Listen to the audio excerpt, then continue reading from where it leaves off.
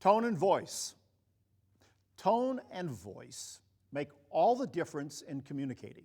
On Beyond Today, we actually have a tone and voice chart that we look to help us to gauge our message, how it comes across, what we want to say, and the way we want to say it to all of our audience. Tone and voice is very important in our relationships, in communicating, and especially when it comes to developing a relationship with Jesus Christ, with God the Father. When you hear the voice of someone that has impacted your life for good, someone that you respect, that makes a great deal of difference in our life. We will respond. There's a story in the aftermath of Christ's crucifixion, the morning after his resurrection. The gospel accounts tell us that some women came to the empty tomb to finish the preparations that they had not been able to do the day Jesus died. And when they came, they found an empty tomb. And they began to worry and wonder and even wept. One disciple, a woman in this case, Mary of Magdalene, from the village of Magdala on the northwest shore of the Sea of Galilee, she'd been the first to discover the empty tomb. And she stood outside that morning crying. And she couldn't make sense of what was taking place, this empty tomb, because she had watched the body be put in there more than 3 days earlier at that point.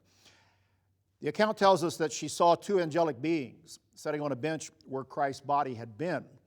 And they asked her, saying, "Woman, why are you weeping?" And she said, "Because they have taken away my Lord, and I do not know where they have laid him." And as soon as she said that, she sensed another presence in the space of that small tomb. And she turned, and she saw Jesus, but she didn't recognize him. And he asked the same question to her. "Why are you weeping? Whom are you seeking?"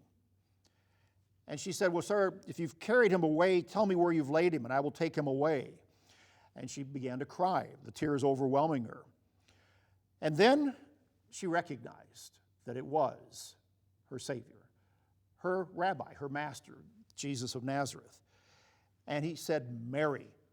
And when he said Mary in the way that he did it, with the tone and the voice, she recognized the voice of her teacher, a voice that at that moment she needed to hear. In fact, that voice, said in that way at that moment, helped her to recognize who he was, because it had been that voice, the voice of Jesus, in his teaching, in his care, compassion, and concern for the disciples, for her and her situation in her life, that had been the only voice in her life that had ever spoke into her heart, into the depth of her being, that she listened to and wanted to respond to, a voice whose words, whose teaching brought healing. The voice of Jesus Christ. And she wanted to embrace him, and she said, Christ said to her, "I'm ascending to my Father and to your Father, and to my God and your God." The account is in John 20, verses 11 to 18.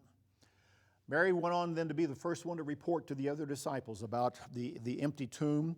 She was the first one to recognize Jesus in his post-resurrection appearance at that particular time. God's words give health, give life. They're like rivers of living water, Jesus once said, that come from him. And when they wash over us, when they give us healing and understanding, they give us a connection to the one voice, to the word, to the meaning, to life that can make all the difference to us. Tone and voice. It's an important matter. It's important to Mary in her relationship with Jesus. It's important to us in our relationship with God. That's BT Daily. Join us next time.